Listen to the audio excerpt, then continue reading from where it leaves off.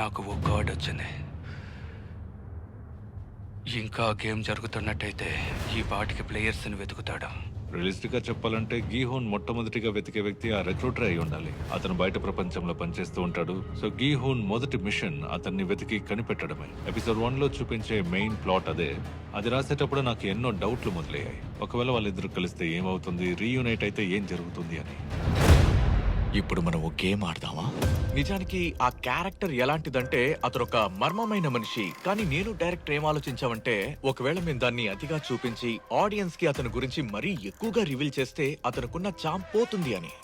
ఇంకో మాటలో చెప్పాలంటే ఆ వ్యక్తి ఒక బార్డర్ లైన్ సైకోపాత్. అతను కళ్ళతో చూసే విధానం, అతను నడుచుకునే తీరు, ఇవన్నీ కూడా అతను ఎలాంటి బతుకు బతికేవాడో తెలియజేస్తాయి. గుంగ్యూ తన నటన ద్వారా ఆ పాత్రకి జీవం పోశాడనే చెప్పాలి. తను అందులో నటించిన క్యారెక్టర్ ఎలాంటిదంటే ఎవరూ ఊహించినంతగా ఎంతో విడ్డూరంగా ఉండే మనిషి. ఇప్పుడు మీరు గేమ్ ఆడబోతున్నారు. ఆ గేమ్ ఏంటంటే రాక్ పేపర్ సీజర్స్ -1. ఎంత విడ్డూరంగా కనిపించినప్పటికీ అతనిలో భయపెట్టే అంశం కూడా ఉంటుంది. మిగతా క్యారెక్టర్స్ తో ఇంటరాక్ట్ అయ్యేటప్పుడు హాస్యాన్ని కూడా చక్కగా క్యాప్చర్ చేశాడు. గుంగ్యూ ఉండే సన్నివేశాలన్నీ మంచి ఎనర్జీతో నిండి ఉంటాయి. బతికే అవకాశం 6/5. చెప్పాలంటే నేను ఎన్నో విలన్ పాత్రలు చేయాలి అనుకునేవాడిని, కానీ వెనకడిగేసేవాడిని. కానీ డైరెక్టర్ హువాంగ్ డాంగ్ హ్యూ నన్ను చూడగానే ఇందులో విలన్ పాత్ర చేయడానికి నేనే కరెక్ట్ అనుకున్నారు. సో నేను చేసిన మిగతా క్యారెక్టర్ల కంటే కూడా ఎక్కువగా స్క్విడ్ గేమ్ లో నేను చేసిన ఈ క్యారెక్టర్కే నేను బాగా అటాచ్ చేయాలి. సీజన్ 2లో రిక్రూటర్ పాత్ర ఎంతో ముఖ్యమైనది. అతను సర్వైవ్ అయ్యి ఎప్పట్లాగే ఉద్యోగం చేయడానికి బయలుదేరాడు.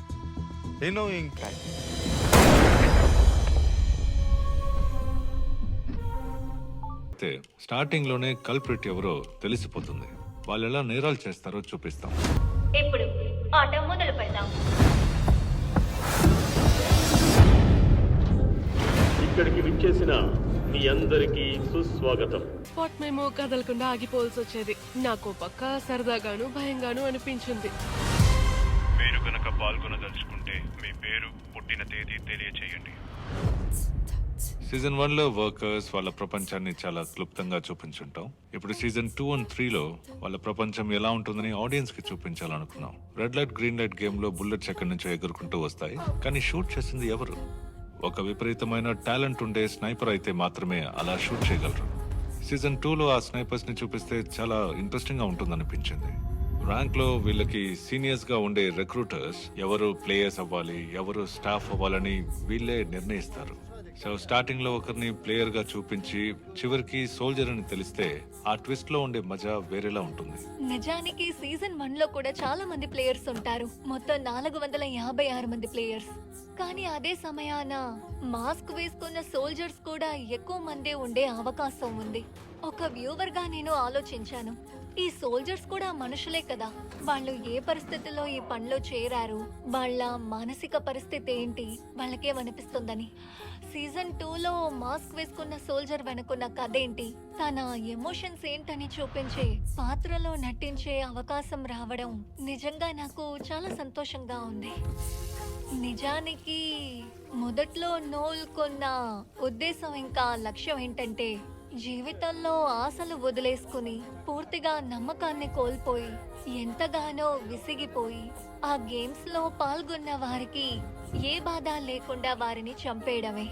ఒక రకంగా అలా బాధని అనుభవిస్తున్న మనుషులకి నొప్పి లేకుండా ఆ గేమ్స్ లో షూట్ చేసి పైకి పంపించేయాలని నిర్ణయించుకుంటుంది. ఆ ఆలోచనతోనే చేరుతుంది. నాకు సాయం చేయండి. ప్రపంచంలోకి మమ్మల్ని తీసుకెళ్లినట్టు అనిపించేది, కానీ ఈవెంట్స్ కిరాతకమైనవి. మీకిచ్చిన గడువు ముగిస్తుంది. నాకు అది ఇంట్రెస్టింగ్ గా అనిపించింది. ఒకవైపు ఆకర్షించే సెట్స్, మరోవైపు అక్కడ జరిగేటప్పుడు ప్లేయర్స్ కి ఎంత టైం ఇస్తే ఎలిమెంటరీ స్కూల్లో ఆడిన గేమ్. మీరందరూ ఇప్పుడు ఆడబోయే గేమ్ పేరు మింగిల్. నేను ఇప్పటిదాకా సింగిల్, ఇప్పుడు అవుతాను మింగిల్. మేము ఆడిన గేమ్స్ లో నా మైండ్ లేకుండా ఆ గేమ్ లో విఐపీస్ ఆలోచించే విధానం ఎలా ఉంటుందంటే, మనుషులు అలాంటి పరిస్థితుల్లో ఎంతకు దిగజారుతారో చూడాలని. అందులో కొన్ని క్యారెక్టర్స్ ఉంటాయి. వాళ్ళు ఒకరికొకరు బాగా కనెక్ట్ అయి ఉంటారు. వాళ్ళలో కూడా ఎలా మార్పు వస్తుందని చూడాలనుకుంటారు. అండ్ నేను ఇక్కడ ముఖ్యంగా చూపించాలనుకున్నది ఏంటంటే ఆ పరిస్థితుల్లో వారి అంచనాలు బెడిసికొట్టే అవకాశం ఉందని ఇందులో తెలుస్తుంది.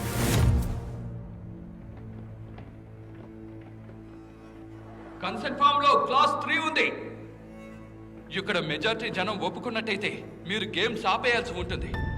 నన్ను అడిగితే ఒక్కో గేమ్ ముగిసిన తర్వాత ఓట్ ఏర్పాటు చేయడం నిజంగా చాలా తెలివైన ఐడియా. అసలు డైరెక్టర్కి ఇంత బ్రిలియంట్ ఐడియా ఎలా వచ్చిందా అని ఆలోచించాను. ఓటింగ్ సిస్టమ్ సీజన్ 1లో కూడా ఉంది.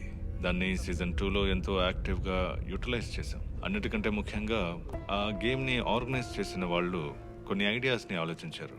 ఆ ఓటింగ్ సిస్టమ్ని సీజన్ 1 కంటే ఇంకా పవర్ఫుల్గా చేశాం. ఓటు వేయడం ఒక డెమోక్రటిక్ ప్రాసెస్గా అనిపించినప్పటికీ దాన్ని చూడడానికి మరోవైపు భయంకరంగా ఉంటుంది. ఎందుకంటే ఓటింగ్ని పబ్లిక్గా జరిపారు.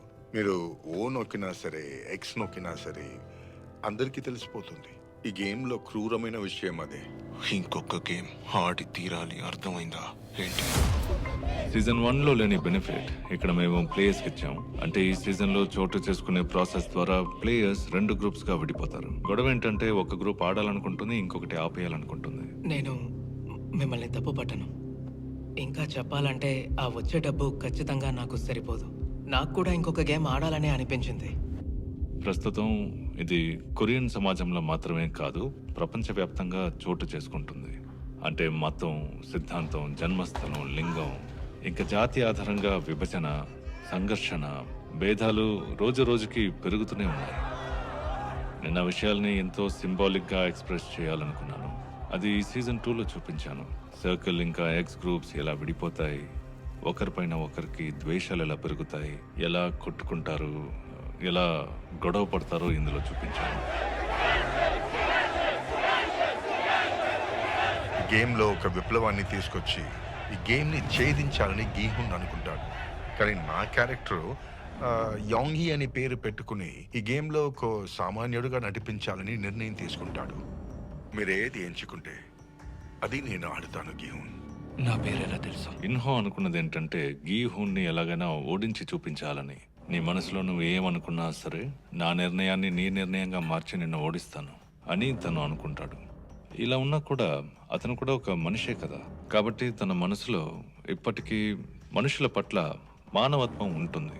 తను తీసుకునే నిర్ణయాలకి తను బాధపడే అవకాశం ఉంటుందనుకున్నాను. యాక్చువల్గా చెప్పాలంటే సీజన్ 2కి సంబంధించిన మెయిన్ స్టోరీ సీజన్ 3కి దారి తీసేలా చేశాం. అది ఇన్హోకి గీహూన్కి మధ్య జరిగే గొడవే. ఇది ఫిజికల్ బ్యాటిల్ కాదు, ఇది వాళ్ళ నమ్మకాల మధ్య జరిగే యుద్ధం.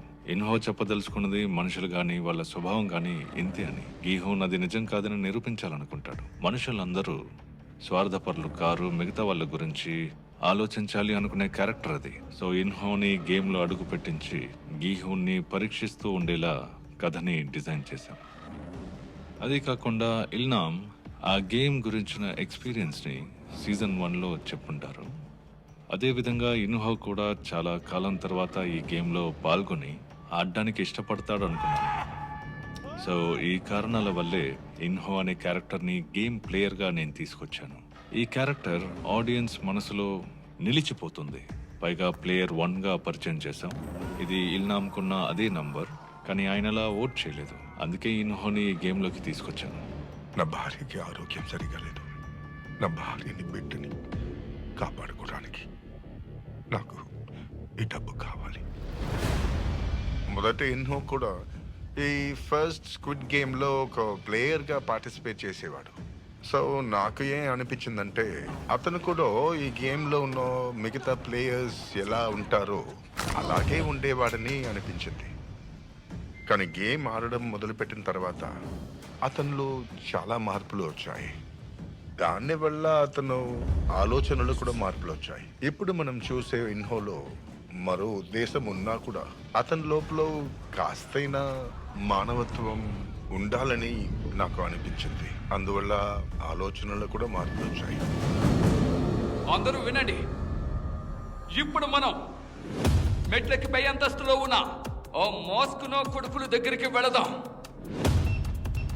They're gonna pay for everything they put us through. Well, Gyun, he's not a soldier. And when you first get to know him, he doesn't really seem like the type of character who would ever think it's okay to sacrifice a few people if in the end it means you're serving the greater good. But then, in Season 2, I think this inner turmoil starts building up as the games progress. He can't seem to find a way to get the other players to all work together. And I think that struggle changes him.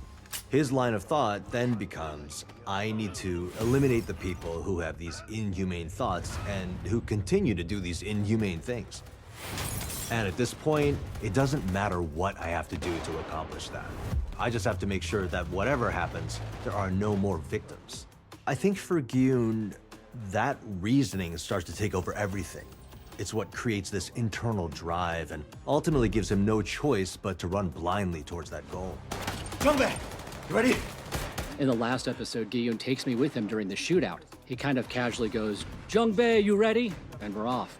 I think at that point, Jungbae foresees his own death to some extent. So why? Why did he follow his friend? Why did he tag along when he knew he was going to die? When he kind of saw it coming? Why'd you take me along instead of Young-il? I don't know. Guess you're my best friend. You only say that when you're in a jam, bro. Jungbae is the only person who knows what Gyun was like before all of this.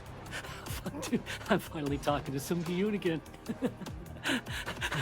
I thought he was gone. You seem so different. With Jungbae, I wanted to find small moments where Gyun would slip back into his old persona and show the audience a side of himself that we rarely get to see in seasons 2 and 3.